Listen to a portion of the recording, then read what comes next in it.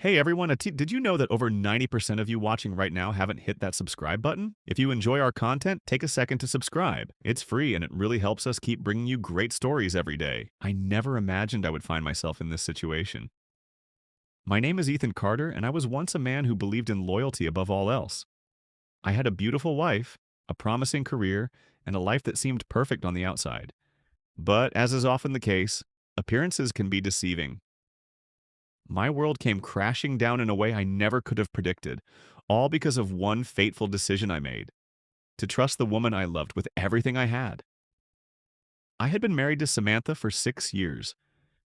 We had met in college, both ambitious and eager to build our lives together. From the start, everything seemed perfect. She was kind, thoughtful, and the kind of woman who made me feel like I had everything I needed. We shared our dreams, built our careers, and even bought a house together. It was the kind of life most people would envy. But underneath it all, something was brewing, and I had no idea. It all started innocently enough. Samantha had always been an active person, someone who liked to stay fit and involved in various activities. It wasn't unusual for her to attend social events, work functions, or participate in group activities after work. However, over the past few months, I began to notice changes in her behavior. Small things, really, that on their own didn't mean much, but when put together, created a picture I was hesitant to see. It began with her spending more and more time at the gym. I was fine with her wanting to stay fit. After all, I did the same. But she started going at odd hours, sometimes leaving early in the morning or late at night. I didn't think much of it at first. Maybe she was just more dedicated to her routine, or perhaps she had a new fitness coach she was working with. But as the weeks went on, I started to feel the distance growing between us. She was always on her phone, texting or scrolling through social media, even during dinner. And when I asked her about it, she would simply say, "work stuff," or "just catching up with friends." I trusted her. I didn't want to jump to conclusions. But then came the day I came home from work early. It was a Friday afternoon, and I was feeling good about the week's progress. My company had just signed a big deal, and I couldn't wait to share the news with Samantha. I pulled into the driveway and walked through the front door. The house was quiet, a little too quiet. I called out her name, but there was no response. I assumed she was in the bathroom or getting ready to head out. But as I walked through the house, something felt off. The living room lights were dim, and there was a faint scent of perfume in the air. It was odd. Samantha never wore perfume during the day, especially when she was just at home. I walked upstairs to our bedroom and found the door ajar. My heart began to race as I pushed it open, and what I saw left me frozen in place. Samantha was sitting on the bed, her phone in her hand, smiling at something on the screen. She didn't hear me come in, so I cleared my throat, and her head shot up in surprise. I didn't say anything right away. I just stood there, watching her, feeling a sense of unease wash over me. Her smile faded as she quickly tucked the phone away.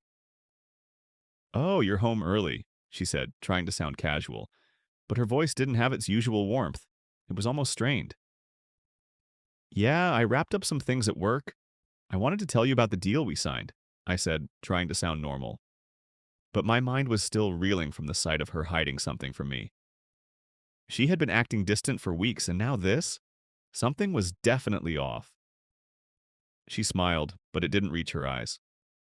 "That's great, Ethan. We should celebrate tonight," she said, standing up from the bed. But I wasn't fooled. I knew something was wrong, and I wasn't going to let it slide. "What's going on, Samantha?" I asked, my voice calm but firm. "You've been acting strange lately. You've been distant, and now this." I gestured to her phone, which she was still clutching tightly in her hand. Her expression changed, her eyes widening with shock. "What are you talking about?" she stammered. "Nothing's going on. I've just been busy." I didn't buy it. I wasn't the type of person to accuse without evidence, but something in my gut told me there was more to the story. I had been trusting her for years, but now I was beginning to question everything. "Is there someone else?" I asked, the words slipping out before I could stop them. I didn't want to say it, but the doubt in my mind had become too strong to ignore. Samantha's face went pale and she dropped her phone onto the bed. She opened her mouth to speak, but no words came out. She looked at me, eyes wide as if trying to find the right thing to say. But in that moment, I knew. I knew that something had been going on behind my back, and that was the moment everything changed. "I can explain," she finally said, her voice trembling. "Ethan, please just let me explain." But it was too late for explanations. The damage had already been done. My trust had been shattered, and the woman I thought I knew had become a stranger to me. "I don't need an explanation," I said, my voice cold now. "I just need the truth." The silence between us was thick with tension. I could feel the weight of the moment pressing down on me. My entire world was unraveling, and I had no idea how to fix it. I had always prided myself on being a man who could handle anything. But this was different. This wasn't something I could fix with a few words or a smile. This was betrayal. Samantha stood there, her hands trembling, her eyes filled with tears. I could see the guilt on her face, the regret. But it didn't matter. Nothing she could say would change what had happened. "I'm so sorry, Ethan," she whispered, her voice barely audible. "I never meant to hurt you." But it was too late. The trust I had in her was gone, and once that's gone, there's nothing left. I turned and walked out of the room, not knowing where I was going, just needing to get away. My mind was spinning, my heart heavy with a mix of betrayal and confusion. I had no idea how I was going to move forward, but one thing was certain: things would never be the same again. I spent the rest of that night in a blur. After I walked out of the room, I couldn't bring myself to face Samantha again. I didn't know what to say to her, what to feel. The shock of it all was still fresh, and every time I tried to make sense of it, the anger and betrayal bubbled up, threatening to consume me. I had always been the calm one, the one who kept his cool, but now I was unraveling, piece by piece, just like the life we had built together. I didn't sleep that night. I couldn't. Every time I closed my eyes, my mind replayed that moment. The look on Samantha's face when I asked her if there was someone else. The fear in her eyes, the way she hesitated before speaking. That wasn't the woman I had married. The woman I had married would never have done this. She was the person I trusted most in the world, and now I didn't even know who she was anymore. I got up early the next morning and grabbed my phone. I didn't want to confront her just yet, but I needed answers, and the best way to get them was to gather information. I opened my email and began looking through our shared accounts. I didn't know what I was expecting to find, but I had to start somewhere. There were a few things I noticed right away, things that didn't add up. The first was her credit card statements. There were charges for restaurants I didn't recognize, gifts from high-end stores I knew she couldn't have bought for herself. And then there were the hotel charges. Hotels near the city. Why would Samantha stay at a hotel without telling me? Was she really seeing someone else? Was she really hiding this from me for so long? I felt a surge of anger rise in my chest. I had to know who this person was. Who was this man who had taken my wife away from me? I didn't waste any time. I grabbed my jacket, left the house, and drove to the places listed in the receipts. I wasn't sure what I would find, but I knew I couldn't sit around, letting my mind run wild. I needed to see it with my own eyes. As I pulled up to the first restaurant, I felt a strange sense of calm wash over me. I wasn't sure why I was here, but I was determined to find the truth. I walked in and scanned the room. There was no sign of Samantha, but I approached the hostess anyway, trying to keep my composure. I asked if she had seen a woman matching Samantha's description, but she shook her head, saying she couldn't recall anyone like that. I thanked her and left, my frustration growing with every passing minute. The next stop was a hotel I had found on one of the receipts. The check-in date was the same time Samantha had told me she was working late. My heart pounded in my chest as I approached the front desk, trying to keep my voice steady. The receptionist was polite, but when I asked about Samantha's stay, she couldn't help me. I could see the way she looked at me like she knew something was wrong, but I wasn't about to let her avoid the question. "I'm sorry," I said, "but can you check the records? I need to know if my wife stayed here." She hesitated for a moment before pulling up the computer screen. After a few seconds, she turned the screen towards me and showed me the record. Samantha had indeed stayed there, checked in under her own name, no less. My blood ran cold. I had to keep it together, keep my emotions in check. I thanked the receptionist and left, the information weighing heavily on my shoulders. As I walked back to my car, I realized I was no closer to the answers I was looking for. I knew Samantha had been hiding something, but what was it? Was she having an affair, or was it something else? Was it just an escape for her, a way to feel something she wasn't getting from me? I didn't know, and that uncertainty gnawed at me. I couldn't go back home just yet. I needed time to think, to process everything. I decided to drive around for a while, letting the quiet of the road calm my thoughts. I had always prided myself on being a reasonable person, but now I felt like a stranger in my own life. Nothing made sense. Every time I thought about how much I had trusted Samantha, how much I had given her, my stomach turned. This wasn't just a betrayal of our marriage, it felt like a betrayal of everything I had ever believed in. Eventually, I made my way back home. The house felt cold, empty. I didn't want to go inside, didn't want to face her, but I knew I had to. There was no running from this. As I walked through the front door, I found Samantha sitting on the couch, her eyes red from crying. She looked up at me, her expression one of guilt and sadness. "Ethan," she whispered, her voice cracking. "Please let me explain. I never meant for it to happen like this." I didn't say anything at first. I just stood there, looking at her, trying to control the emotions that were bubbling up inside me. She was the woman I had trusted with everything, the woman I had loved more than anything. And now here she was, crying, asking for forgiveness. But could I forgive her? Could I ever trust her again? "What happened, Samantha?" I asked quietly. My voice was calm, but my words carried the weight of everything I had discovered. "Why did you do this?" She looked away, wiping a tear from her cheek. "It's not that simple," she said, her voice barely above a whisper. "I didn't plan for it to happen, Ethan. I didn't want to hurt you." "I need you to tell me the truth," I said, my tone hardening. "I know you've been seeing someone. I saw the receipts. I saw the hotel charges. Who is he?" Samantha shook her head, her hands trembling. "I don't want to hurt you anymore," she said, "but I owe you the truth."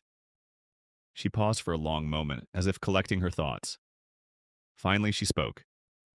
"His name is Mark. He's someone I met at work.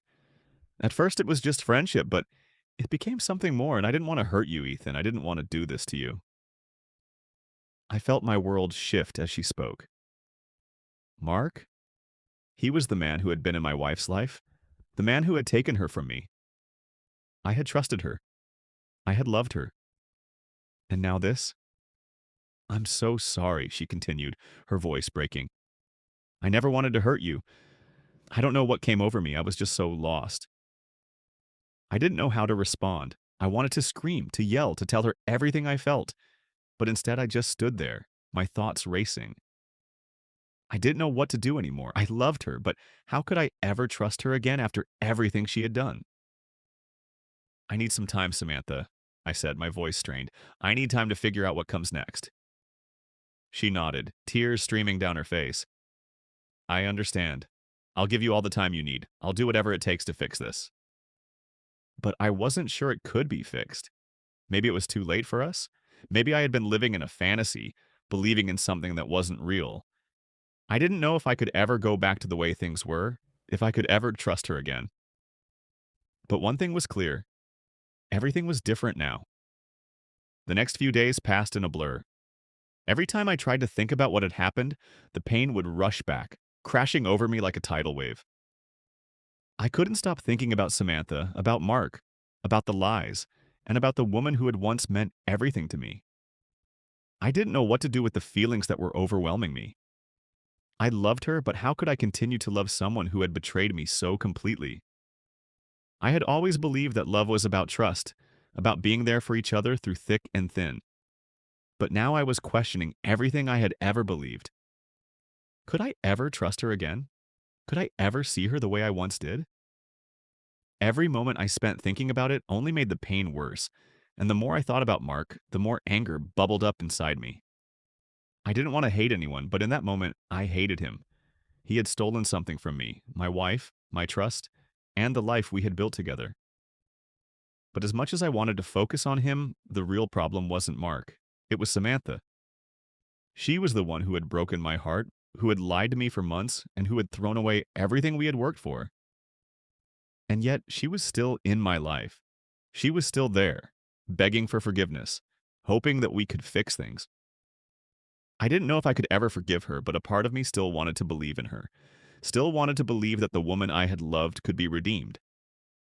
I decided to give her the time she had asked for. I needed space to clear my head, to think about what had happened, and to figure out what I wanted from this situation. I wasn't ready to make any decisions, but I knew I couldn't stay in the same place. I needed to do something, anything, to regain control over my life. And so I threw myself into work. It was the one thing that didn't remind me of the betrayal, the one place where I could focus without being consumed by my emotions. The following week was a blur of meetings, phone calls, and business deals. I barely spoke to Samantha, and when I did, it was only about logistics, whether she needed something from me or if we needed to discuss the next step in our relationship. But even then, there was an unspoken tension in the air, a heaviness that neither of us knew how to lift. I could see it in her eyes. She wanted me to forgive her, but I wasn't ready. And so we stayed in this awkward limbo, neither of us willing to take the next step. It was late one night when I finally decided to take action. I had been staring at the same email for an hour, unable to concentrate, when my phone buzzed. It was a message from Samantha. I hesitated for a moment before opening it. I hadn't been replying to her messages, not because I was trying to punish her, but because I wasn't sure what I could say. But tonight, something felt different. "I know you're hurt," the message began, "and I don't expect you to forgive me right away, but I just want you to know how sorry I am. I've been thinking about everything, about us, about our life, about how much I've hurt you, and I just can't stop feeling like I've ruined everything. But I'm not giving up on us, Ethan. I'll do whatever it takes to fix this, to earn your trust back. Please, just give me a chance." I stared at the message, my heart heavy in my chest. I could feel the sincerity in her words, but at the same time, I couldn't shake the image of her lying to me, hiding the truth, and spending her nights with someone else. I had no idea how to respond, and for a moment I thought about just ignoring her message. But then I realized that ignoring it wouldn't solve anything. It wouldn't bring me peace, and it certainly wouldn't give me any answers. So I took a deep breath and began to type. "Samantha, I don't know what to say right now.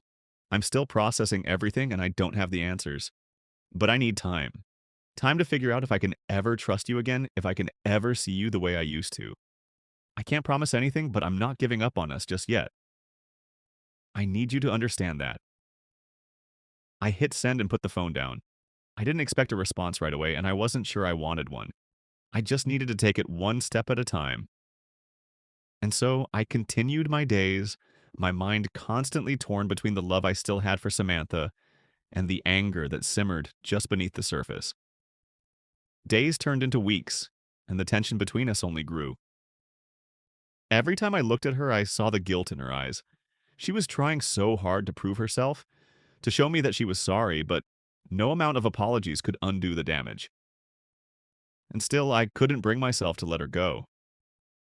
There was something about her, something that made me want to believe in her, to trust her again.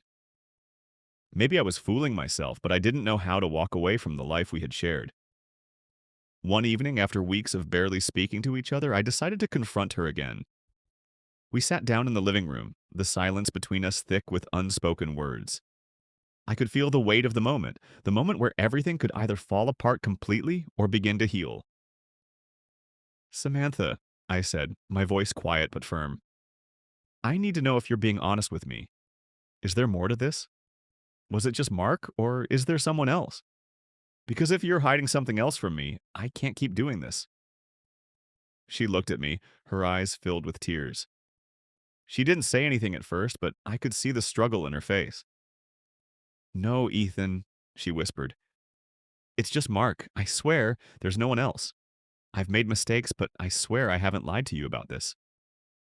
I studied her face, trying to gauge the truth in her words. Could I trust her? Could I believe her? Part of me wanted to, but the other part, the part that had been hurt, the part that had seen her lies unravel before my eyes, couldn't bring itself to fully trust her again. "I don't know if I can keep doing this," I said, my voice breaking. "I want to believe you, Samantha, but every time I try, the doubt creeps in. Every time I think about what you did, the betrayal feels fresh. I don't know if I can forgive you for this. I don't know if I can move past it." She reached out for my hand, her fingers trembling as she held onto me. "I understand, Ethan," she said, her voice barely above a whisper. "I'll give you all the time you need. I won't pressure you. I just want you to know that I'm here, and I'll do whatever it takes to make this right." Her words were sincere, but they didn't erase the hurt. They didn't fix the hole in my chest where the trust used to be. But I couldn't deny that a part of me still wanted to believe in her, that still wanted to believe in us. That night, we slept in separate rooms. The space between us was filled with so many unsaid words, so much unresolved pain. I didn't know where our relationship was headed, or if we even had a future. But one thing was certain. I couldn't continue living in this limbo forever. I had to make a decision. But how could I make a decision when I was still so torn? When I still loved her, but could barely stand to be near her? The days passed slowly, each one dragging by. I was no closer to an answer than I had been before. I felt like I was stuck in a never-ending cycle, a cycle of hurt and hope, of doubt and longing. And as much as I wanted to believe that things could get better, a voice in the back of my mind kept telling me that I couldn't go back to the way things were. But could I really walk away? Could I really leave her after everything we had been through?